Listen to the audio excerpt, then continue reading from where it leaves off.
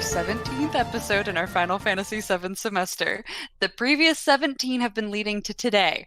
Today is the day that I get to know more about the life behind the man who makes my eyes roll. So if you're sticking with us after this point, it's because you've seen the previous 16-ish episodes and you have watched all the way up to this point. Otherwise, you're in for spoilers and we are not going to help you. So everybody that's still watching, welcome. I'm your host and fellow student, Kelsey, and our professor today is the very, very, very nice and also very cloud-obsessed dude, Chris. Yes, I am. How you doing, Chris? Doing good. I think you're going to be a little disappointed with actually how much talk we're going to get about Vincent, but yeah. Just got to remember going forward, there's a reason he got his own game. A lot of story. There's a reason he got his own game. But God. I have not told Kelsey this. I wanted to wait until we got on camera so you guys can see her actual expression to this. I have, on good authority, someone that I know in real life, I guess you could say, who has two people who not only watch our channel, subscribe to our channel, but their favorite show is the DFU, who went out and bought PlayStation 4s and pre-ordered Final Fantasy VII Remake solely due to our DFU. That's oh how my geared up gosh, they are are you for the game. serious? I'm dead serious. 100%. Yep. 100%, right? So, yep. They watch all the episodes, every single one, and they are now going to be playing the remake because they are so pumped for it due to the DFU. Guys, I'm pumped for it too. I'm also going to do all of those things because I'm really excited about it. And thank you for liking our show. You guys are the best.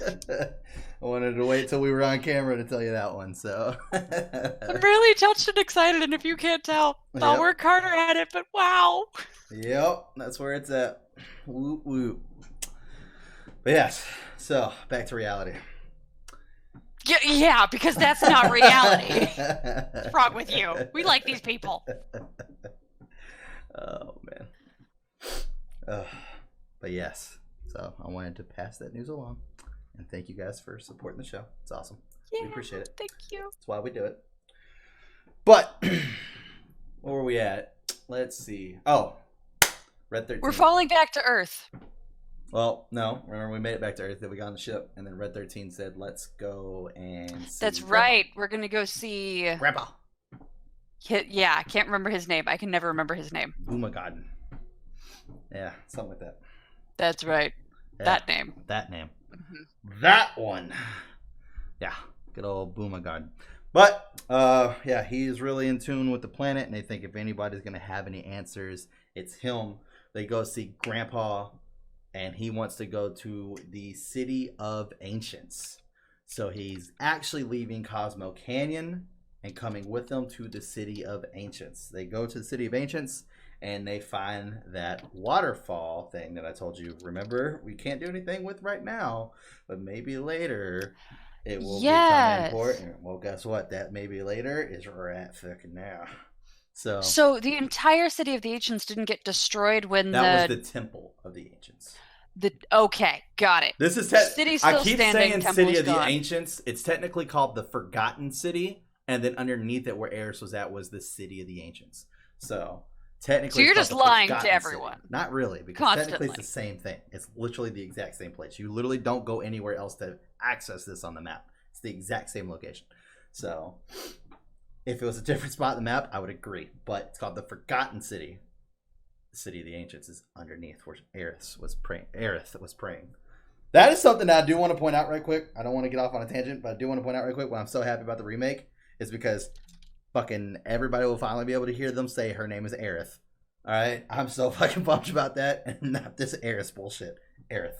All right. Anyways, so... Can you imagine if it gives you a choice in the opening menu? Like, I'd be so fucking mad. They better not let you rename these fucking characters. There's no way. I mean, Cloud says Tifa like 3 times in that fucking trailer. There's no way they're gonna fucking let you program names. It's physically impossible. I know for a fact, like whenever they were in. Oh, I didn't even think about that. Yeah, you're gonna have to call him Red 13. His name is gonna have to be Red 13. Wow. Is that going to bother you? No, not really. Because, I mean, he wears it like a badge of honor. So, he knows he's a badass. Red 13. I mean, I'm wearing my Nana King shirt, too. He knows he's a badass. So, it's all good. It's all good. Nana King's the shit. But, yeah. No, I didn't even think about that. Which I do want to point out, by the way. I totally love Tifa's voice actress. Like, I don't know what she looks like. I didn't mean it like that. I mean, as far as, like, the way Tifa sounds. And obviously, I watch that fucking trailer like 1,000 times a day. But whenever they're in the middle of fighting that boss and she goes to do her limit breaker, she's like, I got you now. And then she runs it. Like, oh, she just sounds like such a bad, like, it fits Tifa so well. It fits Tifa so well. I'm so fucking pumped for this game, dude. Oh, my God. Oh, my God. So he wants to go to the Forgotten City, down to the City of Ancients, to kind of see what he can figure out there because he feels like there's a key there that we're missing something. So we go there, and then he notices that the ancients were actually very big on using kind of like bones and seashells and stuff like that as tools. And so he's like, there needs to be a key. There's got to be a key somewhere. And as he's looking on the floor, he sees some ancient writing, but he can't really translate it. What he does translate is where it's like the deepest hole or something like this, where the sun doesn't shine. Some stupid shit. Basically, guys, you got to get in a submarine. You got to go underneath the water. There's a fucking cave. It's like in between Junon and fucking Costa del Sol on the map. I'll throw the map up so people can see it. But somewhere in there, can't see it on the map, but just kind of tell you like about where it's at. You'll find it's like this bone-looking rib cage key type deal. You got to go pick that up. Also, we are at a point where you can basically go get everybody's final weapons, by the way. Because you could not access the waterfall cave until after you beat Ultima Weapon. So you can now access the waterfall cave, which is where you get Vincent's final weapon. So make sure you go do that. And you also get the first cutscene where it kind of tells you a little bit about Vincent's backstory. We're not going to watch that yet. I'm going to wait a little bit for us to watch that. But it will be this episode, yes. But it will be closer to the end of this episode. Anyways. Can we just leave Vincent with, a butter knife, like a plastic butter knife, and maybe his shield or like armor can be made of, napkins. Like basically send him into a subway, and whatever he finds that's not made of metal, he can put on himself, and that can be his armor and his weapons. Can we do that? Vincent's a beast. You're not gonna like Vincent. This video is not gonna you're just giving up. It's just not gonna happen. I just got through watching it again myself, and there's just so many points where you're just gonna be like, oh my God. So it's just not gonna happen. Sorry, Vincent, you did make it.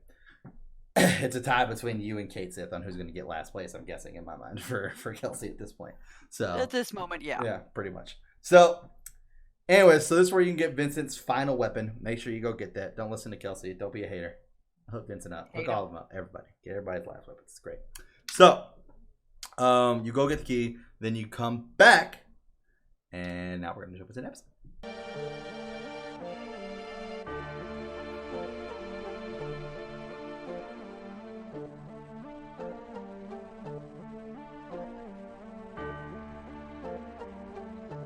Bugenhagen. That's what it was.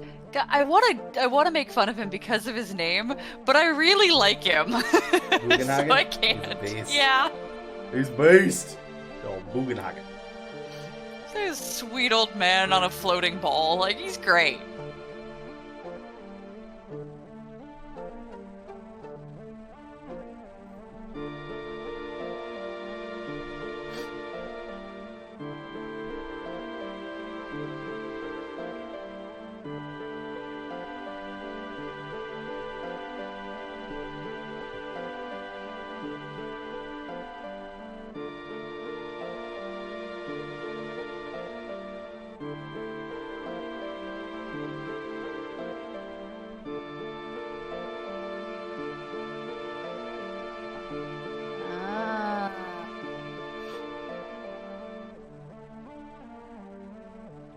So if Meteor is the black materia, what do you think Holy is the white materia.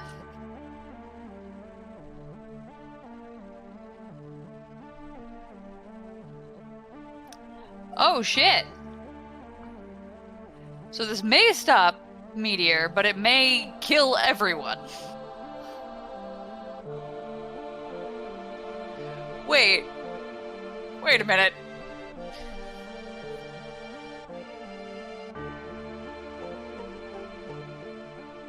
Well, if the planet's gonna decide that, they're definitely gonna kill off all of us. Don't care about your carbon footprint? Well, now you fucking do! Right. Everybody's driving a Prius. Yeah. It's like 3 hobos that get to live.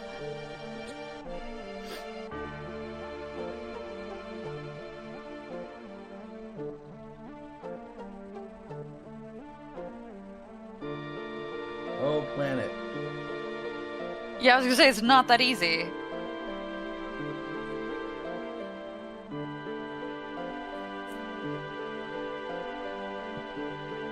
Okay, so we can't even have the conversation till we have the white materia. How the hell does he know that?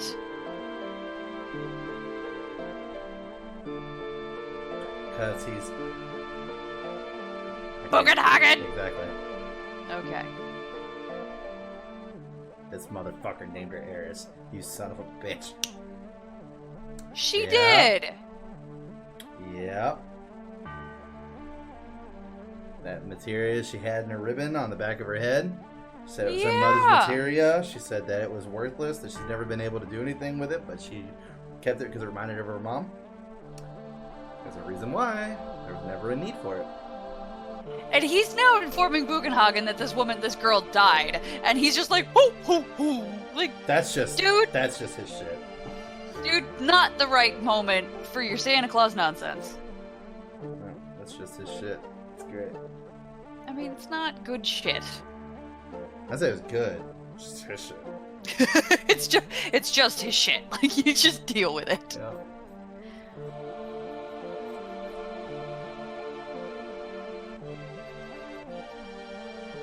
Just say no.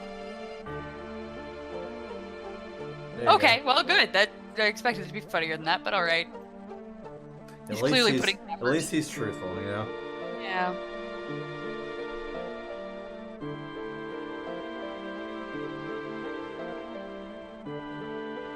Really, the writing is specific to their brains and eyeballs.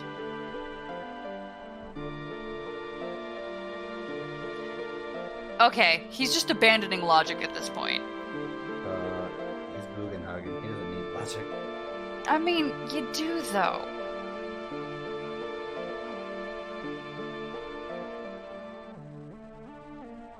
The key is in the music box. I mean, do you need to destroy yourself to read the ancient writing? Possibly. Yeah. That's icky.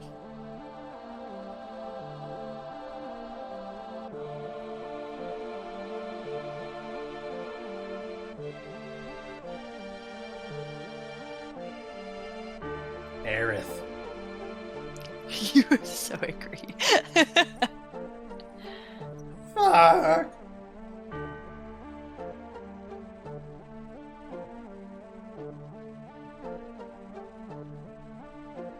Oh, that really brightly colored one down there. No, that's chess. Oh, okay.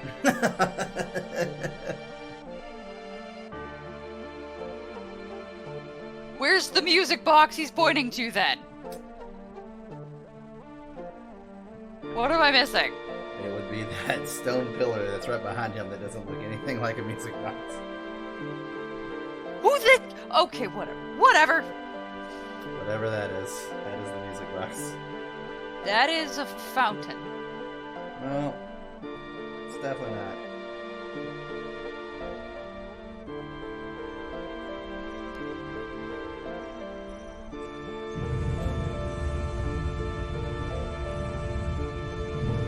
Ah. Ish. Half eh.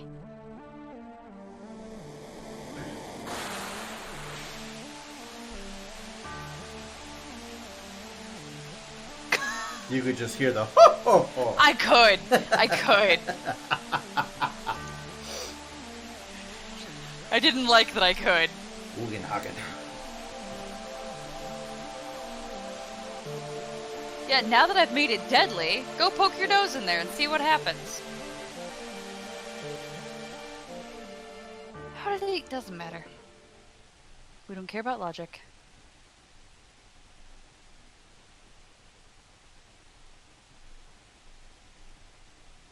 I will when you get your words out of the way.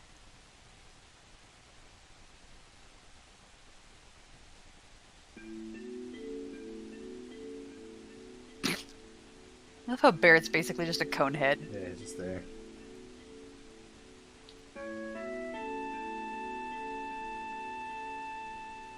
Dude, if Cloud was in love with Aerith, this would hurt so much more.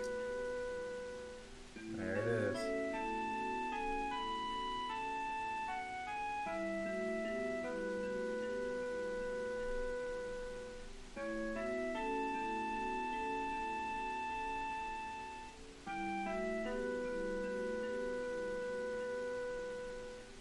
Is this just trying to tell us where to find it?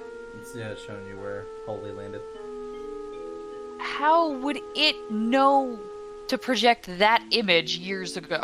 It's the planet. Planet Us. Okay. They're using the ancient I retract. stuff. Yeah, they're using the ancient stuff. And as you just said, it's pale green now. It's no longer white. Which means that that's what Aerith did. Everybody was upset that Aerith went off, but she actually did accomplish what she wanted to do. She prayed for Holy to bind with the humans so that way the planet wouldn't kill off humanity. So she was actually able to successfully but she complete did her that mission. before the weapons were sent, and the weapons are happily killing people. Right. The weapons. We'll get there. We'll get there. Okay.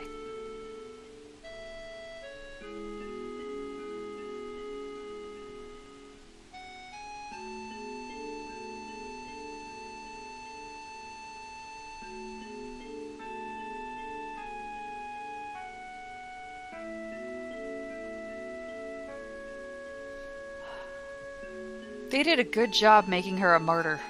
Yeah. Making us miss her. Yeah. I haven't even played the damn game and I miss her.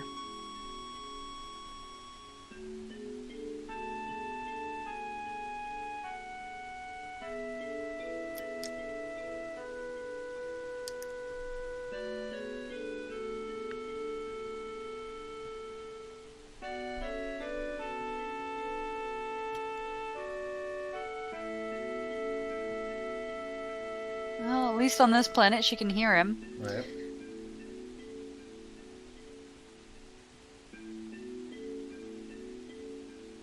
Aww. Good old Barrett. Aww. Red 13. God. Come on, Bugenhagen, give us a ho-ho-ho. It actually wouldn't annoy me that much right now. But you do. Oh, man. Come on, Bugenhagen. Get me to Chris.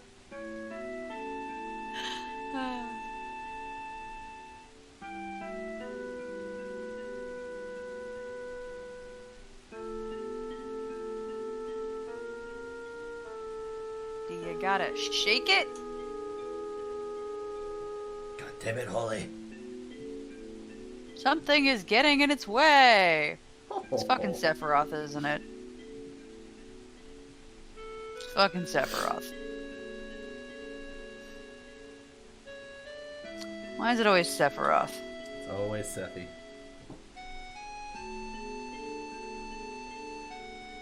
It's also the music, too. Every time you hear Aerith's theme, you're just always going to miss Aerith. Yeah! It's a bittersweet theme. It's so good. That's why I still It's like filled with peace and memory. Right. That's why I still like all those comments with it all. Like, whenever fucking Aerith dies and they play her theme, my heart's gonna get ripped out in 4K. Okay, so. White Materia summons Holy. So what are your thoughts on that? On the information that we just got? As far as Aerith's mission wasn't a total waste. She just run off and get killed by Sephiroth for no good cause. She was able to complete the one mission she knew that only she could take care of. I'm sad. Right. Fair enough. So Sephiroth has used the black materia to summon a meteor. The planet has used the weapons to. Well, I'm not sure the planet summons the weapons. I believe the weapons were created by the ancients to protect the planet. Okay, that's right. You're right. So since the planet is at risk, the weapons are automatically deciding what needs to go in order for that to happen.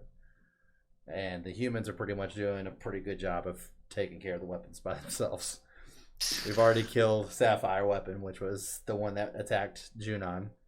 And at this point, you should have went ahead and killed Ultima Weapon, which is the one that was flying around blowing up cities, and that's how you get Cloud's ultimate weapon. So with those two gone, we have Diamond Weapon left, technically. In the American version, you have Diamond Weapon, Emerald Weapon, and Ruby Weapon. And they're not really doing anything. Emerald Weapon just floats around at the bottom of the ocean, waiting for you to come down your submarine so it can ram into you and force you to fight it. And Ruby Weapon is just looks like a red stick in the sand. So that way you get close to it, and as soon as you do, it fucking blows your ship up. Well, it doesn't blow your ship up. It makes you fall out of your ship. It hits you, knocks you out of your ship, and then it comes out of the fucking desert sand and makes you fucking fight it.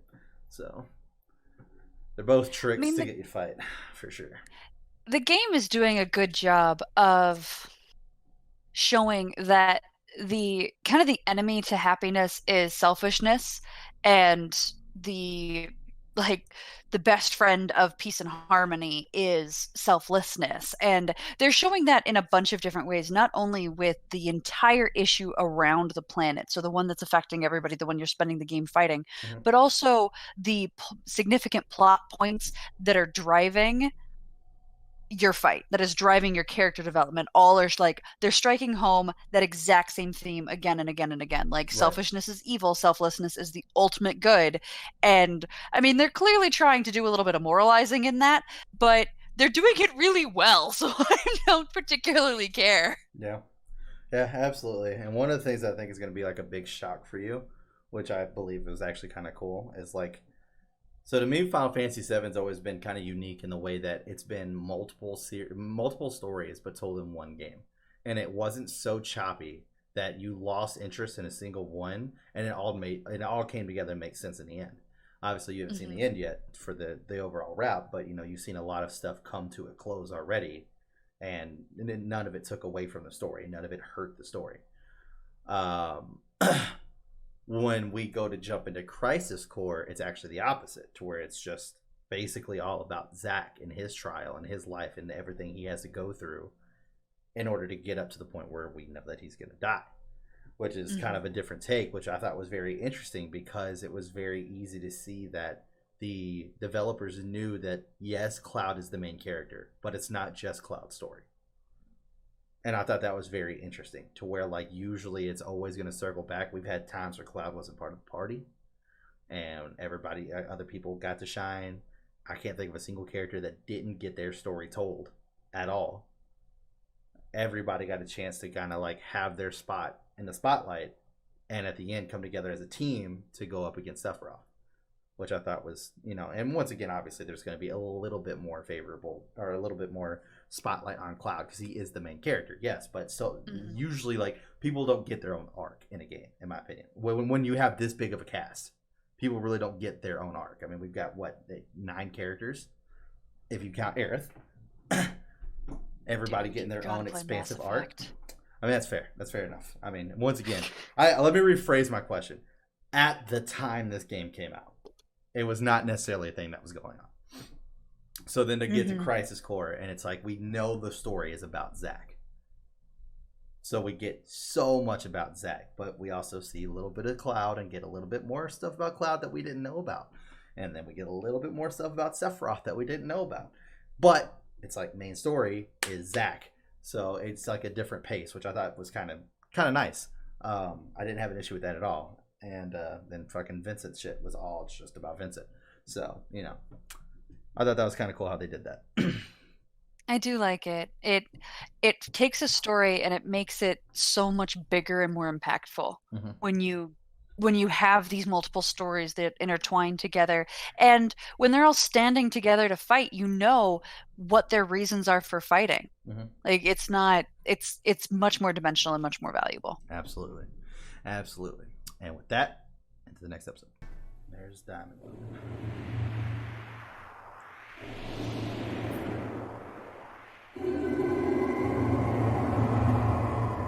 So you actually just got through fighting him. He was making a beeline from Bone Village directly to Midgar. So you actually intercept him on the other side of the water. It senses murder. How does he know that? I mean, we fought two weapons at this point. Or seen two weapons and how they react. So, you maybe picked it up.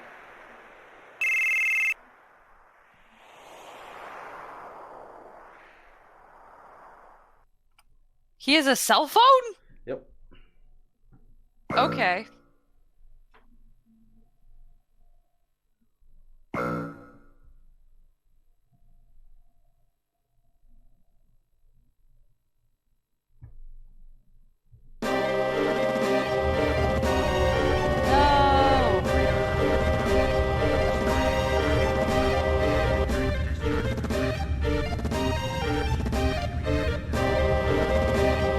Yeah, that's where the cannon went. Midgard, so that way you can use every single one of the reactors. Give it all they got. Damaging the planet even more. I can't hear you at all. That's fine.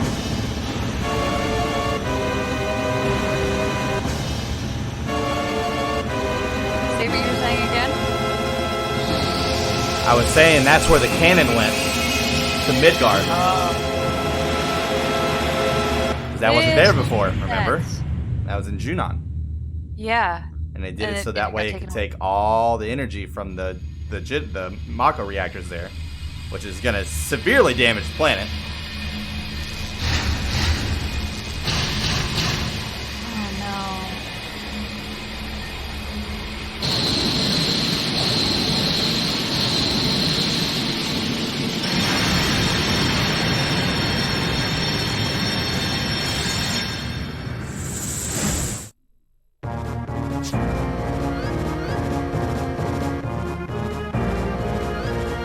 Rufus, you're an idiot and a horrible person.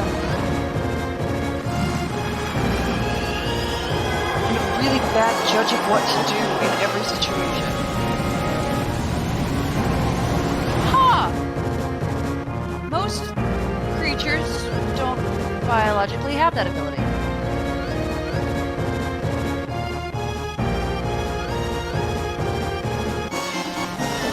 All that's going straight at Midgard.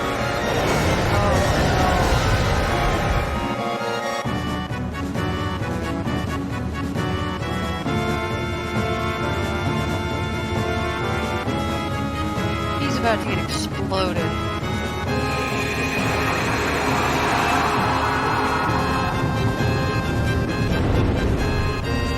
Yeah, you killed him, but at what cost, you idiots? I like his chicken feet.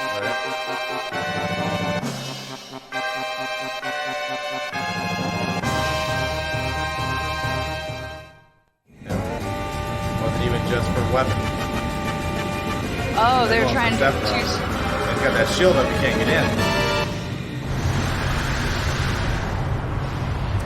It's gone now. Oof.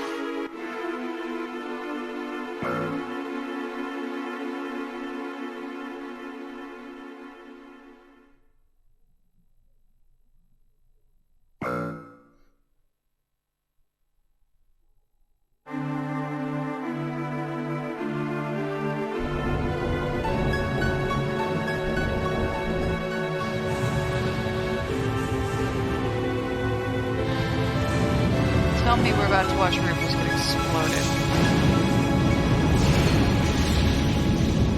I feel better, but not as much better as I thought I would. Okay, so did you see what Barrett said? No. Marlene. Marlene was still in Midgar. Mm-hmm. No. Yep.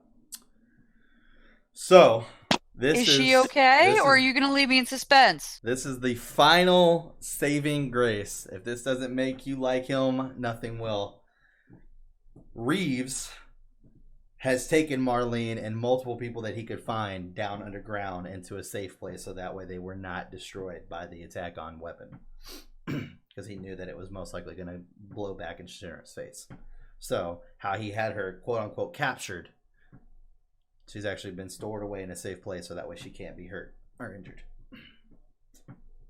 Okay, pause. Is that a convenient? I do 100% believe she was taken from Aerith's mother. Uh-huh. On purpose to use her as a pulley against Cloud and Tifa. Now that he's had to change her heart, now it's more about protecting her so that way she doesn't die and Barry can get her back. Okay. So she was protected by a convenient turn of scenario, not because he was like, oh, I'm the only one that can keep her safe. Right, exactly. So, a little bit. I'm not saying that Reeves is an all terrible character. I'm just saying he still exists in a gray zone that I don't fully trust. Fair enough. Fair enough. But that's probably about the end of the last acts of Reeves to possibly be a better character. From there on out, you pretty much know Kate's at this point. So that's about where that's at. So okay. But yeah. Well, that's where we land on Reeves. Yeah, that's where we land on Reeves. So yeah, I'm so Marlene happy is safe. He exists. Yeah. Okay. Well, fair enough. So Marlene is safe. A lot of people probably did die in Midgar. You saw Shinra's headquarters get blown up. Rufus took a big fucking hit too. So yeah, not too good on the Shinra side there. Not too good. God, they make bad decisions. Yeah. Rufus consistently makes bad decisions. I don't like him being in charge of a Walgreens, let alone an entire city and their artillery. Yeah. Fair enough. Fair enough. So yes, so we were able to not only kill Weapon, but destroy the barrier in order to be able to access Sephiroth, where he's hiding out in the northern cave, which is the strongest place in the game. Pretty much almost every monster in there can basically kill you instantly. It is oh good. Yeah, it's a lot of fun. It's a lot of fun. Sounds like a good date location for Cloud. It's a great place to level up, that's for sure. Yeah. That I believe. Yeah. Which that's something I do want to talk about, just in case people do get confused. If you get the ultimate weapons, they're great to have because they do great damage, but you cannot level up your materia if it's placed inside of an ultimate weapon. If you actually look at your materia, or if you look at your weapons and you look at your armor, you will see it say the growth level. It will say normal, double, triple, which means normal EXP, double EXP, triple EXP being equipped into that. On the ultimate weapons, it says none. It does have the most stacks, so you can put a shit ton of materia in there, but it says none. You will not gain any EXP on any materia by having it in an ultimate weapon. Just remember that. So put all your mastered materia that you have at this point in the ultimate weapon, everything else in your armor, so you can keep leveling your shit up. Got it. Good to know. For those of you at home who are playing along. So yeah, just in case you didn't know, because my first time playing through, I did not realize that, and was wondering why my materia just decided to stop leveling. So that sucked. I did not read that whatsoever, because it doesn't just flat out tell you. It doesn't say, hey, by the way, it just says none, double, and triple. So you're just supposed to fucking guess that that's what that means. So yeah, that's where that's at. But yeah, so definitely something to keep in mind whenever you're kind of pushing along through there and you're trying to level shit up. That's pretty much where that's sitting at. But yeah, so that's 3 weapons down. That's technically all the story weapons. Because as I told you, Emerald and Ruby are only harder bosses to fight in the American version. So all the weapon defenses are down. They've all died at this point. Okay. Ultimate weapon died because you beat the shit out of it. It's the only one you kill. You fought Diamond Weapon, but you didn't kill it, obviously. And yeah, and you were just trying to stop it from getting to Midgar. That was your only goal in fighting. It was to stop it from destroying Midgar. Which Midgar you failed. Pretty much, yeah. That's another thing that's going to be a kind of a common thing that you've probably noticed a little bit already is like, and this is where this game gains a lot of respect from me, is it's like, yes, we are the heroes, but there's clearly things that people just should not be able to fucking do. And we're seeing the casualties of that constantly in this game. Constantly. It's like, yeah, these guys are heroes. Yeah, Cloud is not a normal fucking person. He's above average. That doesn't mean that he can fucking stop the goddamn fucking gigantic monster from coming and destroying the city. Shit's still gonna happen. Like, I really enjoy that aspect of this game. Which unfortunately gives Cloud a lot of bad rap whenever it comes to like, oh, could Cloud win against so-and-so and so-and-so? And they're like, well, he couldn't even fucking beat this or he couldn't even do that. So it's like, yeah, but they wanted to give you a bit of a realistic aspect on it. Where it's like, yeah, they weren't trying to make One Punch Man. They were trying to make it's like Cloud an actual number character as big as fucking Diamond's toenail. I'm not gonna be able to just fucking beat the shit out of him. You know, it's just not gonna happen. So, yeah, that was pretty interesting. Definitely something I respect about this game a lot. I prefer that in gameplay. Fair enough. Fair enough. We're both on the same page. All right, on to the next one. Look who it is. Hojo! And who does Vincent want revenge on? Hojo? I forgot about that.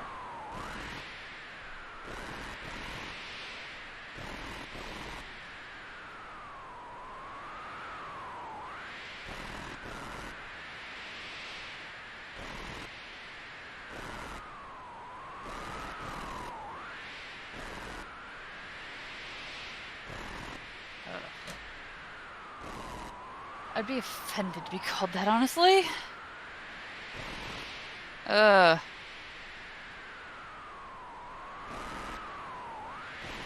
Hojo's a nightmare.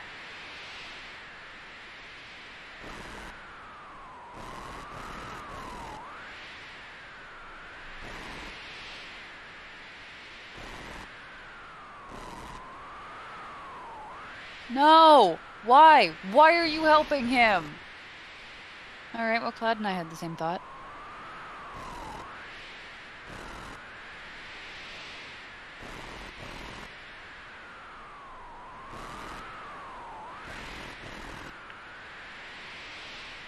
What the crap?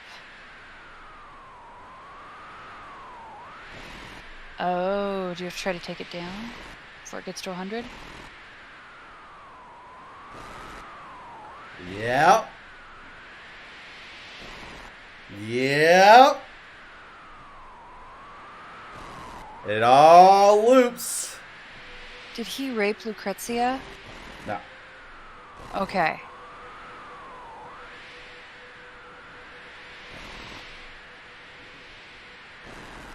He will continue looking down on you. He may kill you, giggle.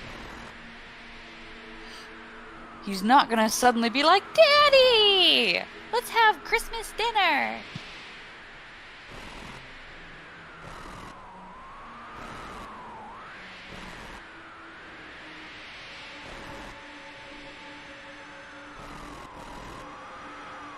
Hojo is a oh my god nightmare.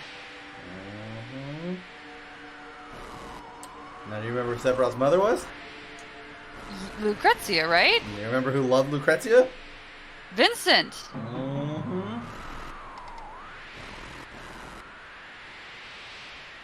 But why did she choose Hojo over Vincent? We'll get there.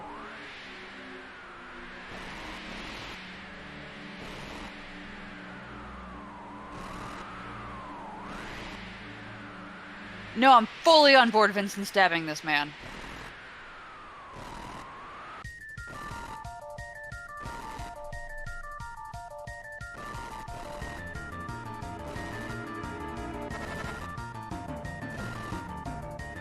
Ugh, you are the grossest. Gugh. See that? Yeah.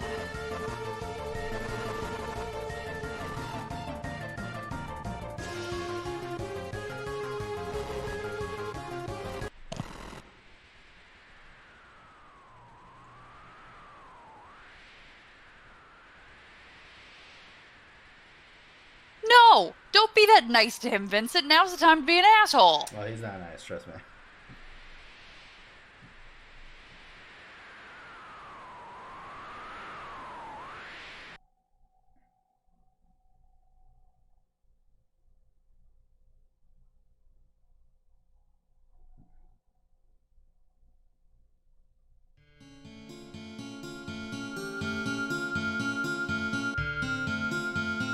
Wait, what's happening? We got a flashback. This is it. A little bit of Vince's backstory. Vincent was a Turk in charge of protecting Lucrezia, keeping her safe. She's one of the top scientists at Shinra. She fell in love with Hojo, had a baby. Vincent had to let her go. She got pregnant. And that's where he gets told about the experiment. Was she okay with this? Yeah.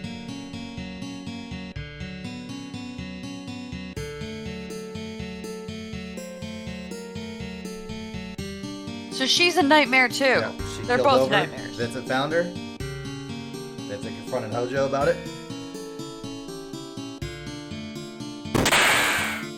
Hojo shot him right there. Why? What's to be gained by shooting him? Because they weren't supposed to do that project. They're trying to keep it under wraps. Now Hojo's doing the experiment on Vincent and putting the chaos materia inside of him. And then he awakes. He can't control his anger or anything. Hojo is supremely evil.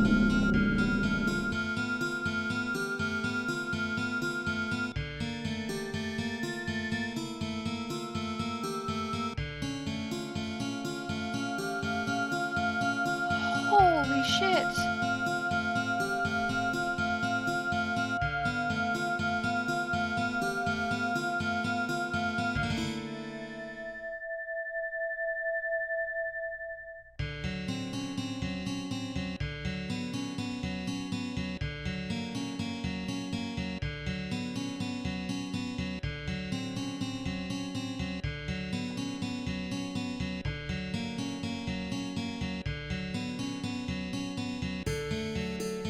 She has no idea that Sephiroth's evil.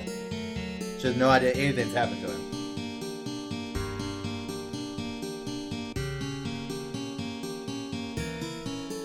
Well?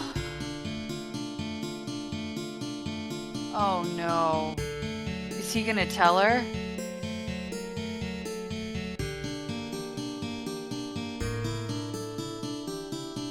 Okay.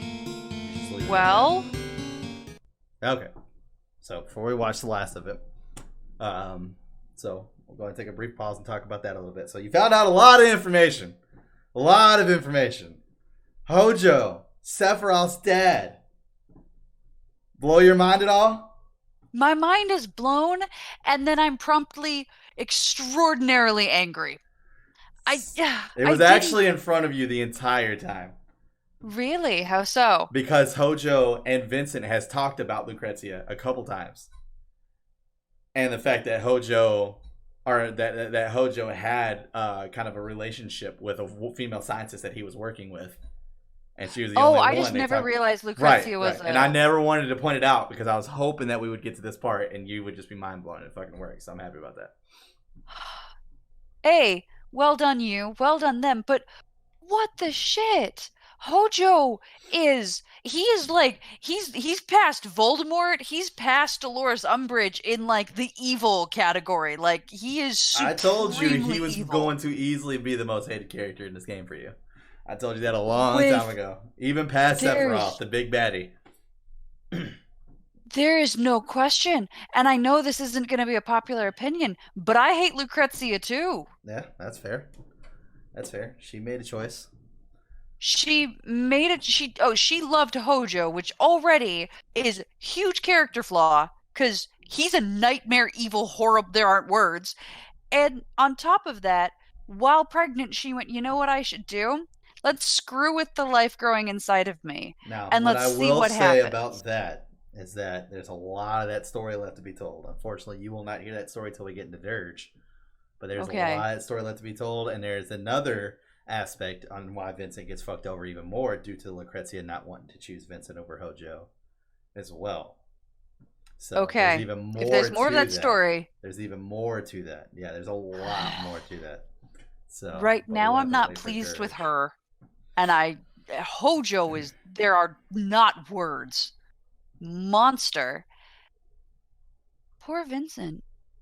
Just with what I know. Poor Vincent.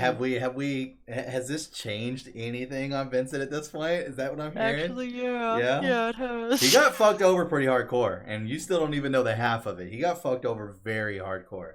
It's actually pretty sad. I mean, his whole job was to keep her safe, and it's all he was trying to do and reason with her. And she had this reason why I cannot talk about right now to constantly push him away, which drove her to Hojo. And then Hojo's the one that filled her head with these ideas of what Genova could do for her child, leading to the Genova Project, leading to Was Project S, leading to Project Sephiroth. was Sephiroth like when he was in the womb, was he like really sick, expected to die, something like No, that? And so no, she thought, "Oh, I have to do this to keep him alive?" nope. I won't go too much into that, but no, there was nothing about defects or anything like that. But just know that, like, one thing I will say is I'm almost 100% sure she was not told probably 85% of what they were going to be doing. So Hojo wanted to experiment with a child in utero and used his own girlfriend, pregnant girlfriend. Because, as he said, which I'd like to more point important. out, he's made it he's never once said he loved her. Right. So I'm going to assume he didn't. Did you notice where they were at? Aren't they on Midgar? He's They- somewhere on Midgar. They were in Nibelheim, to be exact. They were in the Shinra Mansion. Oh, yeah. In the flashback. Sorry, I thought you meant when we first confronted them. Sorry. No. Yeah, they're in the Shinra Mansion. Yep. So all the shit took place in Nibelheim. Now that we've finally gotten to this part, this is what now I can finally kind of talk about a little bit more openly. As I told you, throughout this, you're going to see constant spots where we're going to go down side roads, but it all fucking connects. And it all starts back with one person, and that's Professor Gas. Professor Gas leading into Eris' mom, leading into the study of the Ancients, which the Ancients got a lot more popular with Hojo, who found out about Meteor, who found out about Genova, and then Genova into Lucrezia into Sephiroth into Zack into Cloud, so on, all the way back to here. And everybody's wrapped in it. There's not a single person that's not. It's pretty fucking impressive in my book. But the difference, like, one big detail here, like, Gast versus Hojo, as you pointed out, Gast fell in love. Right. And Hojo didn't give two shits about that, though. That's the reason why Hojo Gast was able to just up and leave. It was screwing around. It was Gast's interest into the Ancients and research into the Ancients that he stole that piqued his interest into Genova. So if Gast would have never did that, I'm not saying that, that's his fault because he fell in love with Aerith's mother. Hojo would have never knew about the Ancients. He would have never knew about Genova. And he would have never found out the rest of this shit. Hojo is so evil. Because remember, he barged into their house, shot Aerith's mom, which she died later on the train, and killed Aerith's dad, Professor Gas, right out. And has been chasing down Aerith ever since then. Yeah, no, I hate Hojo way more than I hate Sephiroth. I told you. Hojo is without question like the ultimate evil almost. Even though he's not the big baddie, but he's like the ultimate evil. Yep. Yeah, I'm trying to think of other characters in other media that are as bad as him, and I'm not coming up with one. No. A lot of information just thrown at you right there. For sure. Like, holy shit. Yep. I'll never forget the first time I found out that Hojo was Sephiroth's dad. I was like, what? That was mind-blowing. And then to hear about all of this happening to a woman that Vincent loves, and Vincent believing it was partially his fault, or if not entirely his fault. No, he tried to stop her. And then he tried to stop Hojo, and he went to go try to stop Hojo. That's when Hojo killed him. He was caught off guard. He never thought that Hojo would just be carrying a gun and just pull out and kill him right then and there. So, yeah. And then being resurrected. Yep. And not being able to control himself at all. Just like hatred. Ridiculous anger and rage. Yep. and all these forms. that he can't All right, control. that he can't control. It's literally called chaos materia. All right, Yep. guys, I'm laying off Vincent. It just gets worse for him, unfortunately. But we will get to that at some point when we get to Dirge, which will definitely be after Crisis Core. Because I think Crisis Core is a little bit more important than Dirge. That's my opinion. But for all you Vincent fans out there, I'm not saying it's not a good game. It's a great game. Just if the developers looked at Crisis Core and they looked at Dirge and they're like, one of these is not going to be canon, I guaranteed you that Dirge is not going to be canon. They'll just take the parts that make sense for his story to Final Fantasy VII and just expand it into the remake.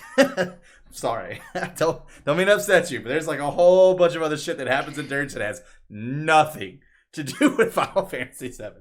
Literally nothing. Every enemy in that game doesn't even make sense to the story. But that's a different day. Anyways, we're talking about right now. So yeah, a little bit of information there. Kind of changed a little bit of things for you, which was pretty interesting for sure to kind of just look at.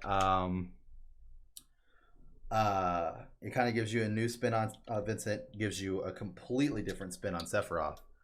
Just knowing who his dad was, knowing that he didn't fucking know about it, all kinds of shit like that, which is pretty amazing in my opinion. On top of that, we've got, Hojo. You got a lot more information on that. And this is what I was talking about. As a kid, I was so wrapped up in just Cloud. Like, I didn't care about all this other shit.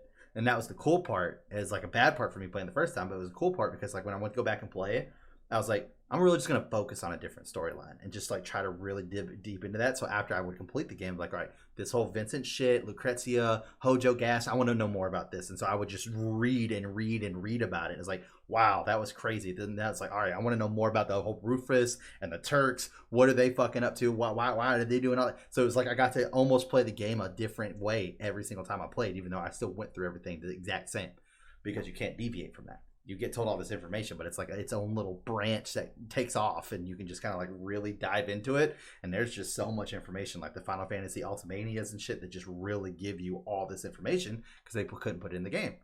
Oh my gosh, that's really cool. And it all comes back full circle, which is fucking amazing. Like I said, big props for that.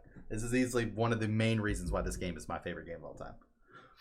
Why is Hojo so obsessed with science? Is he thinking it's going to get him respect? Is he thinking it's going to get him power, love, wealth? Like, what is Hojo actually looking for? Because science for science's sake is not personally rewarding, and I don't believe that as a motivation. So Hojo and Gas were kind of in competition with each other. And whenever I mean that, Hojo was in competition with Gas. It was not the other way around. Gas I was going to say, Gas didn't scientist. give two shits. Yeah, Gas was the better scientist. Whenever he got awarded the head scientist at Shinra, Gas actually decided to just leave and go be with Air's mother. Hojo because then he didn't got care. It due to default, which did not sit well with him. And you also got to remember, yes, science might not be the most rewarding personally, but whenever you are funded by a corrupt military, basically a corrupt government, basically, and it gives you all the money in the world to constantly keep doing your fucking job and doing it well to where you can have this wealth and this fame and chill with women as he was on the beach with all those chicks in their bikinis and shit and stuff like that. Yeah, there was lots of reasons for Hojo to be in science and be the way that he is. So yeah, he was doing it for respect and power. Right.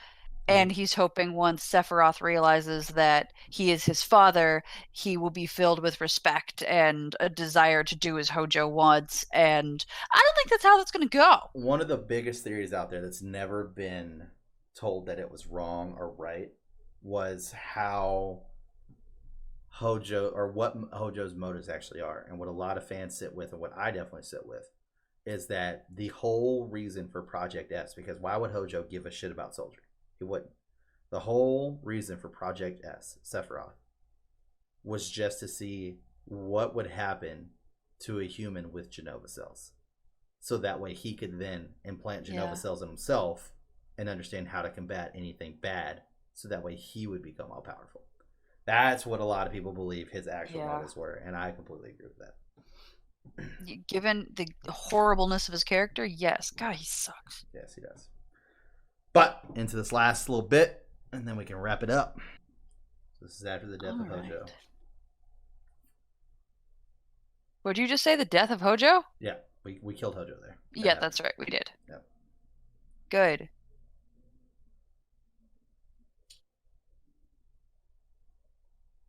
Hojo was terrible. Aww. Oh, is everybody gonna go and take a few minutes to be with the people they care about?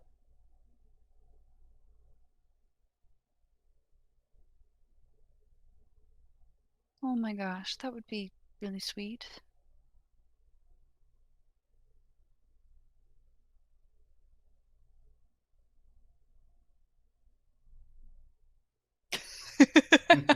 I love Barrett so much.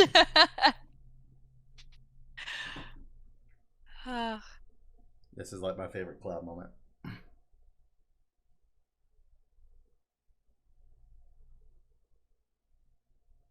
Always making it personal. Because it's impossible to fight for billions of people. That's too big. That doesn't mean anything. But I can fight for the couple that means something to me.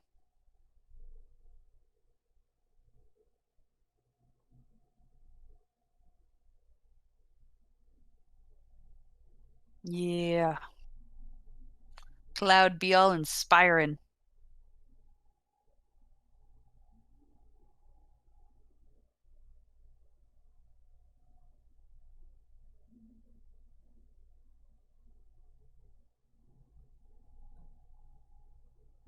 All right, Barrett, good for you.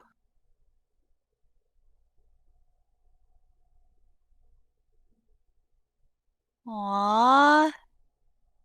Yay. Cute.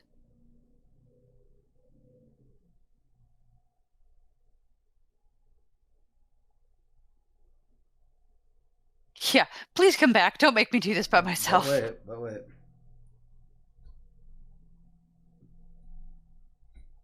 No, Sid, come on, you're bigger than that.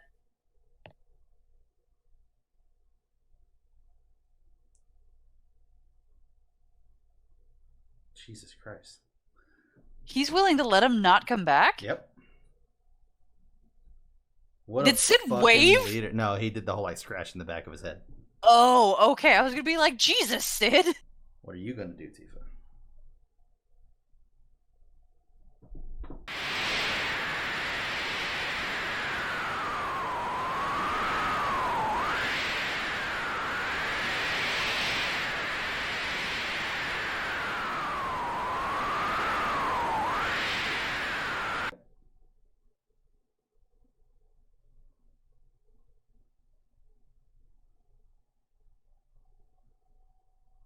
Like how all the noise just went. Yep. There we go. It's like it reacted to me. Are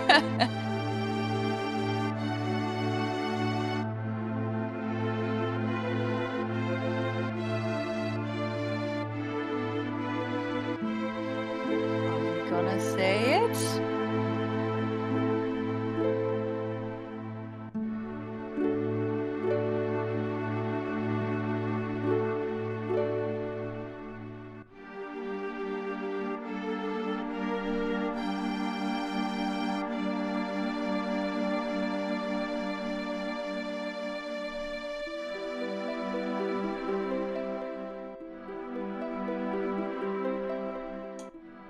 Aw.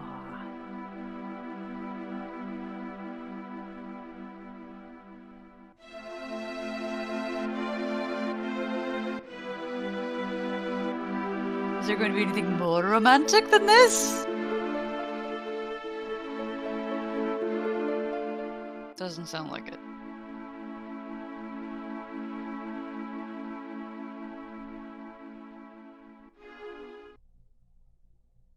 So that is the scene. There we go.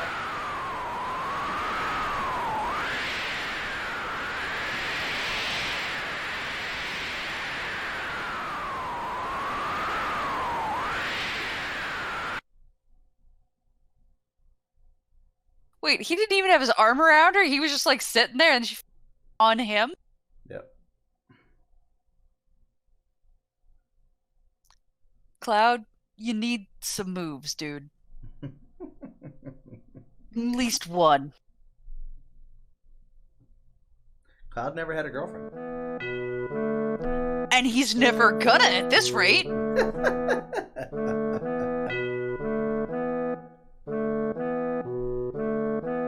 Spent his whole life going, Tifa's really pretty. We know.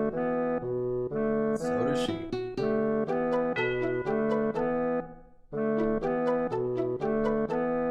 They spent the night together.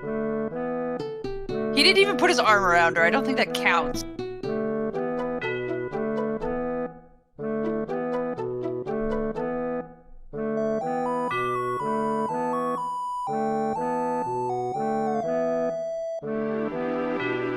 You didn't give him a firm time to be back.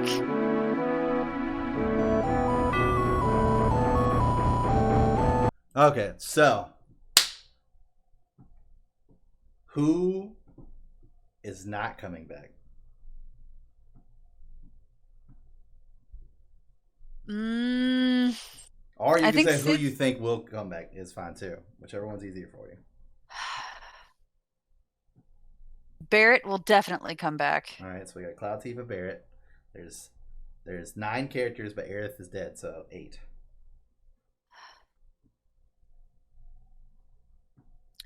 Honestly, I think all of them are coming back. That's your final guess. All are coming back. Except for maybe Kate Sith, yeah. All right. So why do you think Kate Sith wouldn't come back? Because Rufus is controlling him and Rufus is a chicken shit. You mean Reeves? And what was that? You mean Reeves? Reeves. Yeah, Reeves. Reeves is controlling him and Reeves is a chicken shit. And I think if Kate Sith, I don't know where Kate Sith would go other than to Reeves at this time.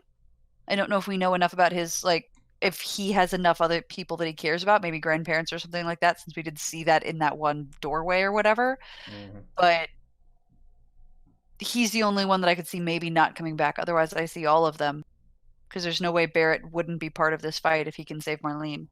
So I'm actually kind of surprised that you went Kate Sith, because I thought maybe out of all of them, Kate Sith would be the main one you thought would come back, because Kate Sith is disposable. Remember? He died in the Temple of the Ancients. Yeah, I know that, but still. Fair enough. I mean, it's a fair answer.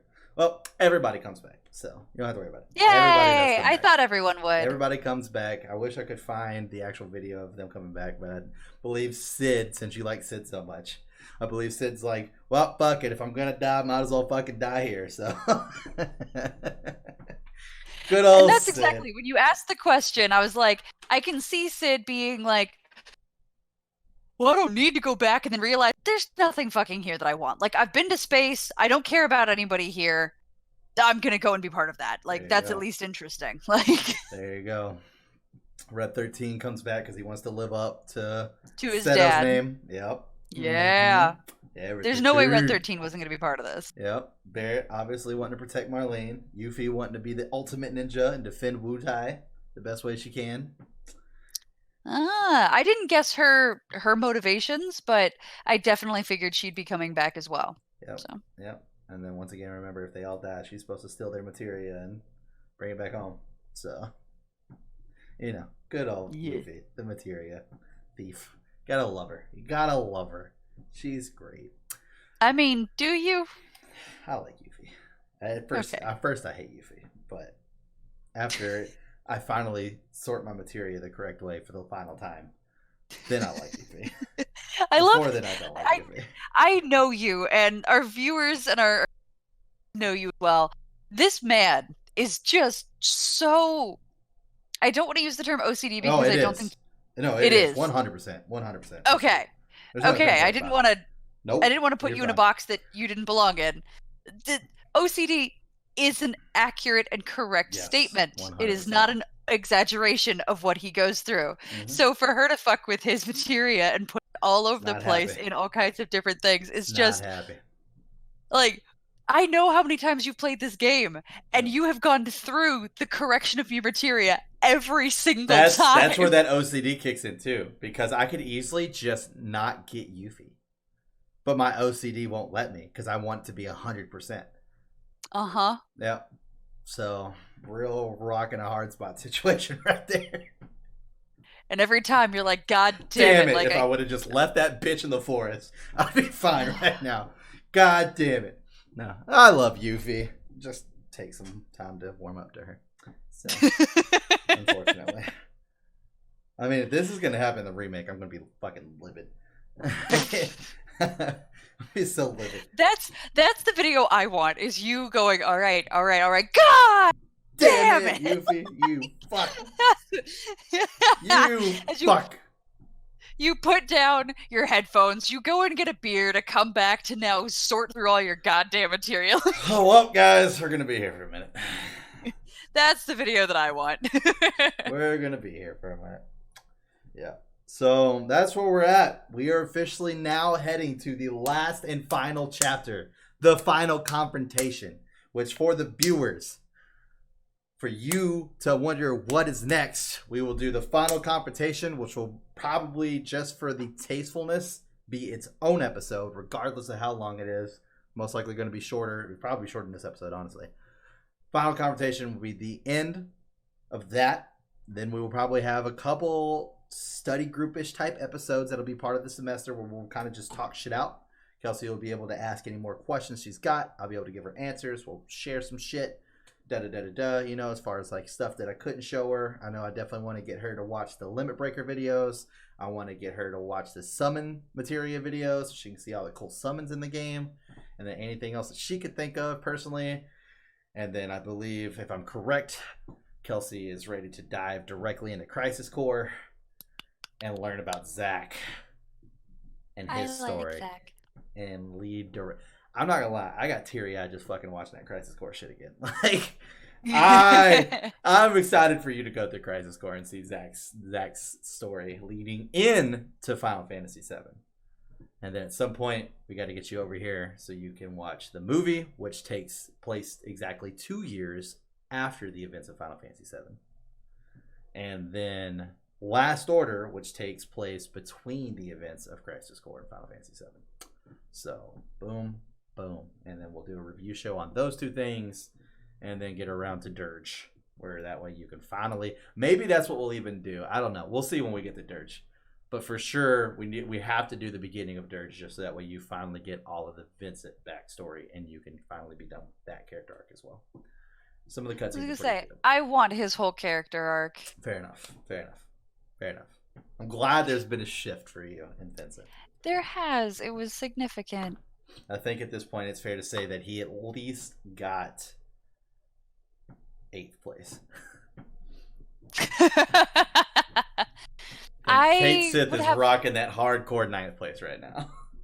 I don't think I would rank them at all, but he has gone from I have no tolerance for you and I think you're just a crybaby to I was wrong and I'm sorry. Yeah. And I'm glad to have you on the team and I apologize for occasionally being an asshole. Whoops. Yeah. I do like how he was like, I shouldn't have been the one with the punishment. I shouldn't have been the one sleeping the entire time. You should have been the one sleeping, Hojo. And it's like, yeah. Fuck him up, Vincent. Yeah, I liked that because I liked his realization that he's of all evil. Like, no, he's got that title and he's right in front of your face and really deserves a sword in his neck. Yep. Slowly. Fair enough. I mean, have you ever seen the size of the Buster Blade? That's gonna fucking hurt. It's great. Slowly. This guy deserves so much pain and torture. He's an awful human being. My God, he sucks. I hate him. He does. He does suck. That is right. But that, I believe, is where we're at. And that's where we're going to be moving forward. So that way people know. And yeah, take us home, Kelsey. Will do. Friends, that will wrap up our 17th, not 18th, shit, Ooh. 17th episode Ooh. In our Final Fantasy VII semester. Oh, no. Shut up. Shut up, Chris. I definitely didn't start. Coming on right Shut now. up, Chris. I definitely didn't start this episode with welcome everybody to the 18th episode. And Chris had a moment, guys, and Chris deserves credit for this moment where Chris was like, I can either let her do this and let her be wrong on the internet forever and just watch her be mocked mercilessly, or I can tell her, she'll argue with me, I'll be right, and then she'll fix it. So I fixed it. So go back and watch my intro of this. You'll see on my face a whole bunch of embarrassment, Yes. and that's why. That is And now why. we're all getting to relive that again. So please, please, for the love of everything, jump in the comments. Tell us what you think. Tell us what you thought when you figured out Hojo was Sephiroth's dad. Or if you think Hojo is in any way redeemable, please put that in the comments, because I want to know why you would ever think that. And if you also don't hate Vincent anymore, or maybe didn't hate Vincent, you should probably throw that down there too.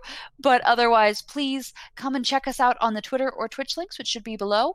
Or, most importantly, please like and subscribe. We're still a growing channel, and we really want to continue growing, and that's the best way you can help us right now, including telling your friends about us. And if you want to tell them about the DFU, definitely send them to the start of this semester. Maybe don't send them this particular episode, but turn on the notifications so you know when to come to class.